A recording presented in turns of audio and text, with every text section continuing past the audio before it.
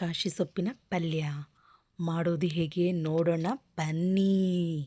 ಅದಕ್ಕೆ ಬೇಕಾಗಿರೋ ಸಾಮಗ್ರಿಗಳು: ಸಾಸಿವೆ, ಜೀರಿಗೆ, ಉಪ್ಪು, ಒಣಮೆಣಸಿನ್ಕಾಯಿ, ಈರುಳ್ಳಿ, ಅರಿಶಿನ.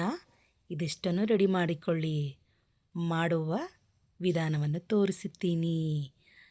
ಸಾಸಿವೆ, ಜೀರಿಗೆ ಎಲ್ಲ ಆದ ನಂತರ ಈರುಳ್ಳಿ ಹಾಕಿ ಬಾಡಿಸಿ, ನಂತರ ಬೆಳ್ಳುಳ್ಳಿ, ಒಣಮೆಣಸಿನ್ಕಾಯಿ ಚೆನ್ನಾಗಿ ಬಾಡಿಸಿ ಕಂದು ಬಣ್ಣ ಬರೋವರೆಗೂ ನಿಧಾನವಾಗಿ ಫ್ರೈ ಮಾಡಿ.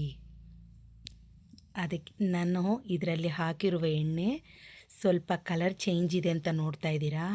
ಅದಕ್ಕೆ ನಾನು ಹಾಕಿರೋ ಎಣ್ಣೆ ನಾನು ಚಕ್ಲಿ ಮಾಡಿದ್ದೆ, ಅದರದ್ದು ಆಯಿಲ್ ಇತ್ತು, ಅದಕ್ಕೆ ಕಲರ್ ಚೇಂಜ್ ಇದೆ.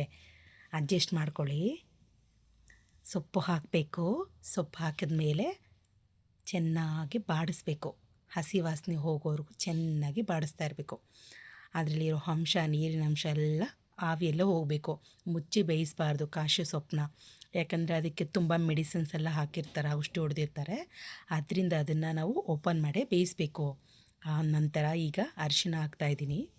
ಅರಿಶಿನ ಹಾಕಿ ಸ್ವಲ್ಪ ಉಪ್ಪು ಹಾಕ್ತಾಯಿದ್ದೀನಿ.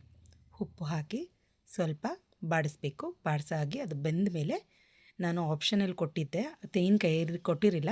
ಈಗ ಅದು ಮೇಲೆ ಹಾಕಿದ್ರೆ ಚೆನ್ನಾಗಿರುತ್ತೆ ಅಂತ ಈಗ ತುರಿದು ಮೇಲೆ ಡೆಕೋರೇಷನ್ಗೆ ಕೊಬ್ಬರಿ ಹಾಕ್ತಾಯಿದ್ದೀನಿ ಫ್ರೈ ಮಾಡಿ. ಈಗ ರುಚಿಯಾಗಿರೋದು ಕಾಶಿ ಸೊಪ್ಪು ಪಲ್ಯ